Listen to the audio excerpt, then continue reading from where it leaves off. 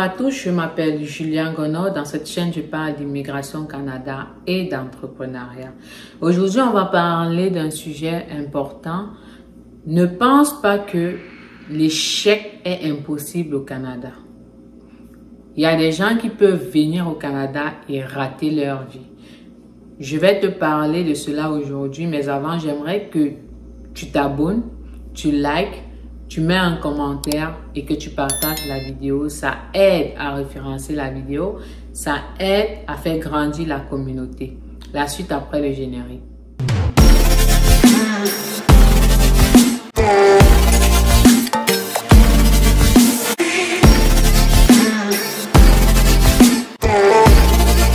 Alors, il est possible d'immigrer au Canada et de rater sa vie. Il est possible d'immigrer au Canada et d'être le résultat d'un échec.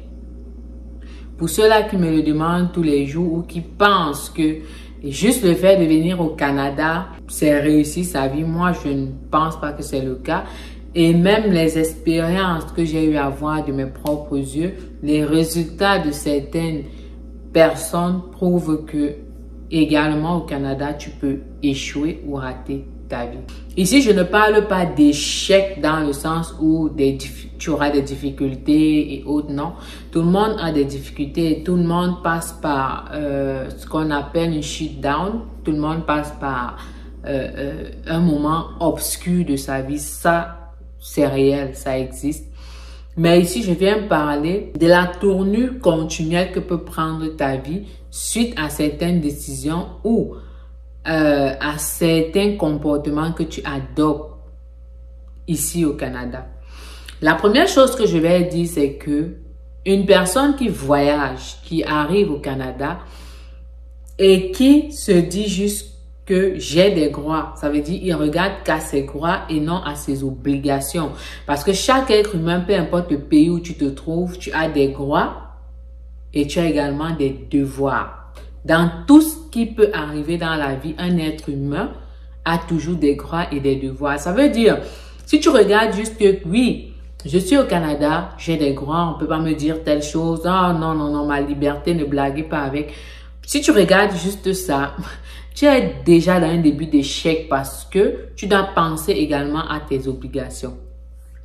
Je vais prendre le cas d'un étudiant qui arrive au Canada et qui pour lui a réussi coup sur coup. Ça veut dire, il va s'imaginer dans le pays de son père, c'est-à-dire au Cameroun, en Côte d'Ivoire, en Guinée. Il va s'imaginer dans le pays dans lequel il vient. Il va se dire qu'il peut parler n'importe comment à un professeur. Il va se dire même au travail, vu que peut-être les anciens ou bien les gens disent « Ah, ne te dérange pas. Si tu n'as pas de job, si tu peux avoir un job ailleurs. » Il va se dire cela et il va se mettre à parler de façon hautaine envers les gens qui l'entourent. Ce qui va arriver, c'est que le coup même qu'il est venu faire, il se peut que on le fasse échouer de façon volontaire. Ça, c'est une vérité. Et il n'accusera pas le racisme parce que, désolé, mais moi, je dis souvent, il y en a plein qui aiment se cacher derrière ce mot. Il n'accusera pas le racisme, oh, les Canadiens sont racistes et autres, mais c'est une provocation que tu as fait et on te répond à ta provocation. Ce qui arrive bien souvent, c'est que même à l'école, là, pour te faire échouer ou pour te faire passer, parfois, on regarde même le comportement de la personne.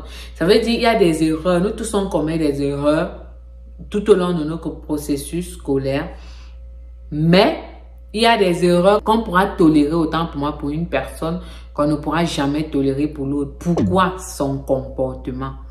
C'est la même chose même dans les lieux de travail. Déjà qu'au Canada, il y a beaucoup d'individualisme. Au travail, encore, on tolère moins tes caprices. Ça veut dire quelque chose qui pourra être atténué chez quelqu'un d'autre sera aggravé chez toi. Pourquoi? À cause de ton comportement.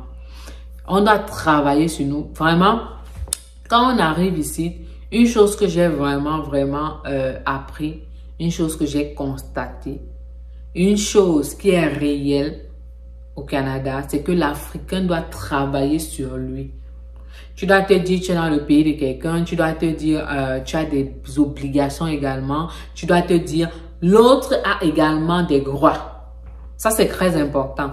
Ça veut dire une personne qui vient m'insulter ou alors me parler de façon hautaine en faisant valoir ses droits doit penser qu'il est aussi en train de porter atteinte à mes droits à moi.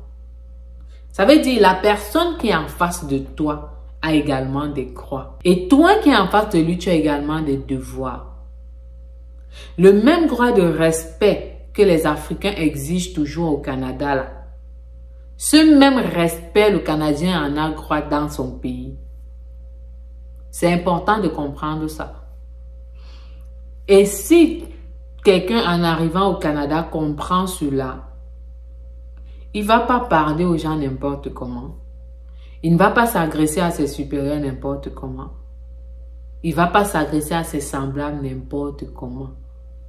J'ai l'impression que il y a des gens qui arrivent ici, puis oui, il y a une liberté, il y a la liberté d'expression, il y a la liberté de vagrouiller où tu veux, excusez-moi du terme, mais tu as également des obligations. Et il faut savoir une chose, c'est que à force d'oublier toutes tes obligations que tu as, tu vas finir par te créer ce qu'on appelle un lourd casier judiciaire au Canada. Ça, c'est quelque chose qu'on ne blague pas avec. Ça veut dire que tu peux finir peut-être d'insulter quelqu'un parce que vous avez l'habitude de vous insulter dans vos pays. Tu peux finir d'insulter copieusement quelqu'un et la personne décide de te porter plainte. Tu peux décider de nuire à quelqu'un et cette personne te porte plainte. Ça, c'est une vérité. Et même si c'est pas l'être humain qui va te le payer, moi, je dis toujours, et je pense que le karma existe. Arrêtez de faire du mal volontairement aux gens sous prétexte de tes droits au Canada. Il faut arrêter. Tes droits ne t'amènent pas à offenser autrui. Tes droits ne t'amènent pas à faire du n'importe quoi dans le pays d'autrui. Parce que j'ai l'impression qu'il y a des gens qui oublient souvent qu'ils sont venus se chercher. Et quand je dis, c'est des commentaires que je reçois. C'est des questions que je reçois. Il y a des gens qui me disent que personne ne me les pose. Mais désolé, si je parle d'un sujet, c'est parce que soit j'ai vu, j'ai un vécu dessus, ou soit j'ai un de mes semblables qui a vécu un sujet pareil, ou alors c'est quelqu'un parmi vous-même, mes abonnés, qui est entré en contact avec moi et m'a posé ce problème. Souvent, c'est le cas. Si ce n'est pas en commentaire, c'est que c'est du déjà vu. Évitez. Il y a des gens qui pensent que le fait d'être résident permanent leur donne le droit de faire n'importe quoi. Il y a des résidents permanents qu'on rapatrie. C'est vrai que ce n'est pas tous les jours qu'on va le voir, mais on le voit. Tu peux même être citoyen canadien et que on ne te chasse pas, mais on salit ton dossier. Et tu ne pourras pas faire grand-chose avec un casier judiciaire sale au Canada. Respectons-nous. Une autre chose encore qui est vraiment souvent l'objet d'un échec au Canada de certains internationaux, surtout je parle de l'Afrique et surtout l'Afrique centrale, c'est l'orgueil. Chaque être humain a son orgueil, mais c'est important de limiter l'orgueil démesuré. J'ai déjà vu des gens qui viennent d'arriver au Canada, ça ne fait même pas 1 an. Mais façon, ils te donnent l'historique, façon, ils te conscientisent. Et façon, ils te donnent les leçons de morale concernant le Canada ou concernant quelque chose que tu as fait. Tu as l'impression que c'est quelqu'un qui a 10 ans là. Je ne dis pas que c'est totalement mauvais, mais attention. C'est que au Canada, tu vas devoir apprendre à ramper. Ensuite, tu vas devoir apprendre à marcher. Et après, tu vas devoir apprendre à courir. Le Canada a ses hauts et ses bas comme dans n'importe quel pays. Tu peux avoir des échecs. Tu peux même être un échec total pratiquement longtemps dans ta vie. Tu peux également réussir. Mais l'orgueil là, l'orgueil dont on fait souvent preuve facilement, c'est le plus grand pilier de l'échec pour un Africain au Canada. C'est bien beau d'être intelligent, de connaître certaines choses, mais également il faut savoir se rabaisser pour apprendre. Il faut apprendre à échouer. Il faut apprendre à connaître les rouages du Canada. Il faut apprendre à se développer. Il faut apprendre à changer de mentalité. Une autre chose encore qui est souvent raison d'échec pour certains Africains, surtout les Africains au Canada, c'est le manque de communion. Trop d'hypocrisie. Il faut être honnête. Les Africains sont trop hypocrites les uns envers les autres. Ce qui est souvent vu, c'est qu'il y a des gens qui font semblant d'être ensemble, là, surtout les buveurs, là. Ils ont souvent leur club, ils veulent créer un peu comme les clubs de Matango, qu'on connaît au Cameroun, là. Ils veulent créer ça ici, en fait. Des clans de boissons, des clans de on prend un verre.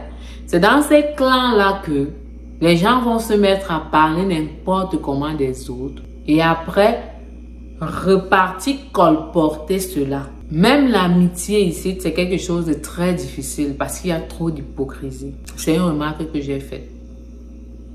Trop d'hypocrisie dans la communauté africaine. Surtout l'Afrique centrale. L'hypocrisie est de taille. En fait, ce manque de communion-là renferme les uns et les autres. Ça renferme plusieurs personnes. Tu verras quelqu'un qui était habitué qui était sociable, se renfermer. Pourquoi?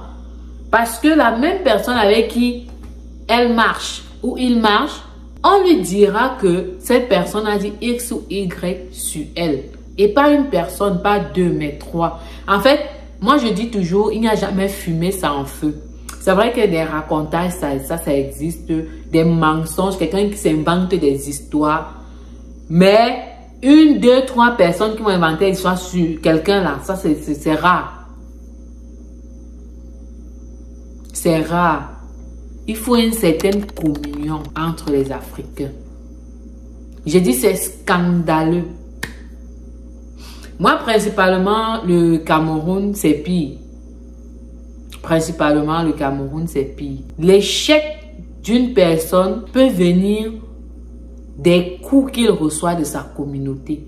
L'Africain, en général, est toujours prêt à huer sur toi. Est toujours prêt à te critiquer. Est toujours prêt à médire de toi. Mais t'encourager est difficile. T'encourager, c'est difficile. J'ai eu à voir plusieurs personnes dans des situations vraiment désastreuses. Mais la seule chose qu'on a trouvé à faire de ces personnes, pas une seule, plusieurs, dans ma communauté camerounaise, c'est de médire, de critiquer, de huer cette personne. Et souvent, je me demande où on s'en va à ce niveau parce que on dit souvent que les Canadiens sont individualistes. Mais nous, notre comportement là, ici au Canada, c'est à revoir. En fait, je me demande où on s'en va avec. Il manque de communion dans la communauté africaine. Principalement au Cameroun, il manque de sincérité entre les personnes.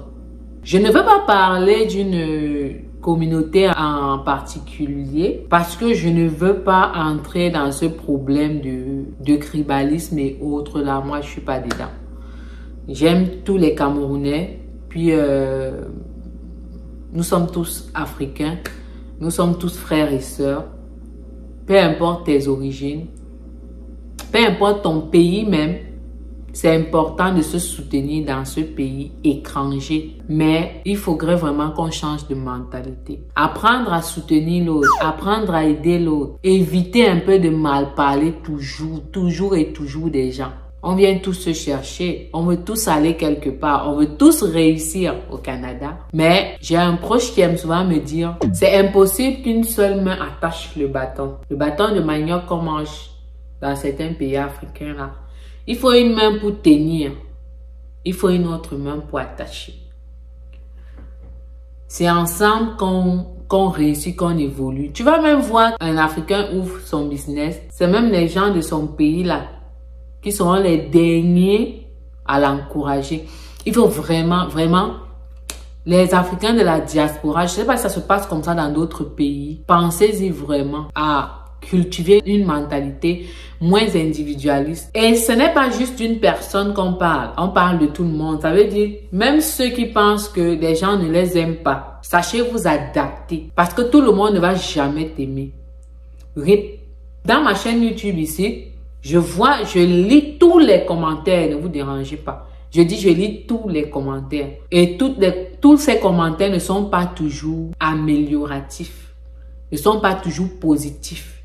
Il y en a qui sont péjoratifs. Mais je fais avec. Je fais ce qu'on appelle une adaptation. Savoir t'adapter à entendre une critique, à essayer de comprendre le point de vue de la personne et se dire, c'est son choix, c'est son point de vue, mais avançons, évoluons. Il y a aussi plein d'Africains là qui aiment trop se victimiser dans cette affaire de oh, on ne m'aime pas, on me déteste, on mal parle de moi, je reste dans mon coin là. C'est pas dans ton coin que les choses vont aller. Il y a tellement de stress au Canada que tu peux même te retrouver en train d'aller te pendre. Hein. Les homicides volontaires là, les gens qui se suicident là, c'est de plus en plus au Canada comme ça. Et ce ne sont pas juste les Canadiens de nos jours, hein. Ce sont aussi les internationaux. Quand on a maintenant dans les hôpitaux là, on ne voit plus que les Canadiens en psychiatrie. On ne voit plus que les Canadiens en train de délirer. Même les Africains sont parmi. Quand on s'en va dans les dialyses dans les hôpitaux, des insuffisances rénales, des maladies complètement graves là, ce n'est plus que les Canadiens qu'on voit ici. Hein, parce que ce que j'ai toujours entendu, ce qui est facile à dire souvent, c'est que ces gens-là, ils sont comme des poulets de ferme, puis nous sommes robustes. On peut tout surmonter, on surmonte le froid, on surmonte la solitude, on surmonte tout, le racisme et tout. Mais quand ça te monte dans la tête là, que ça devient insupportable, tu peux te retrouver en train de délirer. Tu peux te retrouver en train d'avoir l'envie du suicide. Attention, hein, il n'y a plus que les Canadiens qui subissent ce genre de choses. J'ai dit, c'est versé ici. Donc, quand on parle de rater la vie, là, moi, je pense toujours que l'équilibre est important. C'est important d'être équilibré. Réussir sa vie, gagner de l'argent, c'est bien. Mais il te faut tout un équilibre. Il te faut l'équilibre environnemental. Peut-être pas trop d'amis, peut-être pas, mais une façon de socialiser avec les gens. Il te faut cet équilibre scolaire, peut-être. Il te faut cet équilibre familial. La famille, il te faut tous ces équilibres pour ne pas délirer, pour ne pas dépasser le plateau. Parce que les problèmes, il y en aura toujours. Et souvent, quand ça arrive au Canada, tu as l'impression que c'est la fin du monde. Il y en aura toujours. Mais pour éviter d'être surmonté, submergé par tous ces problèmes, par tout ce qui se passe autour de toi, il te faut une connexion avec l'environnement. Il te faut une connexion avec les autres. Ça, c'est quelque chose qu'on oublie souvent au Canada. Tout faire seul, tout surmonter seul. Parce qu'on se dit, ma communauté est comme ça, est comme ci, est comme ça. Vaut mieux. Et souvent, même vos secrets que vous voulez cacher là même. 3 jours après que ça arrive, subitement, les gens sont au courant. Sauf si c'est quelque chose qui t'est arrivé vraiment depuis ton pays d'Afrique là-bas. Puis, c'est quelque chose qui s'est passé ici au Canada là. Sauf si tu es la seule personne entre 4 murs à qui c'est arrivé dans ta chambre, je ne sais quoi. Souvent, quelque chose t'arrive même au Canada. Tu joues trop les réservés là. Mais bizarrement, 3-4 jours après, même si les gens ne viennent pas te dire ça, ça se part. On connaît même tout ce que tu es en train de cacher là. Donc, souvent, être trop... te renfermer n'est pas la solution. Ça peut t'amener même à l'échec. Tu peux prendre de très mauvaises décisions parce que tu les prends toute seule. Forcément. Tu n'essayes pas d'explorer, de voir ce que les gens pensent de l'extérieur. Sans forcément leur dire ce que tu traverses, bien sûr. Mais à force de côtoyer plusieurs personnes, tu obtiens une certaine sagesse. Moi, c'est ce que j'ai compris de la vie. Au Canada, on a de multiples nationalités, mais chacun a à apprendre à l'autre. Les Sabitou là, parce qu'il y a des gens avec qui tu ne peux même pas, tu peux pas parler, tu ne peux pas mettre une phrase en place sans qu'ils ne te montrent qu'ils connaissent tout. Chacun a à apprendre à l'autre, chacun a à apprendre à l'autre, toujours. Donc, c'est possible de rater sa vie au Canada. C'est ce que je voulais vous dire aujourd'hui pour des multiples raisons que j'ai énumérées. Donc, si tu es nouveau sur ma chaîne, n'hésite pas de t'abonner, de liker, de commenter, de partager, c'est important. Ça aide à agrandir la communauté. Je vous remercie pour votre attention. C'était la fin de cette vidéo et on se voit à la prochaine vidéo.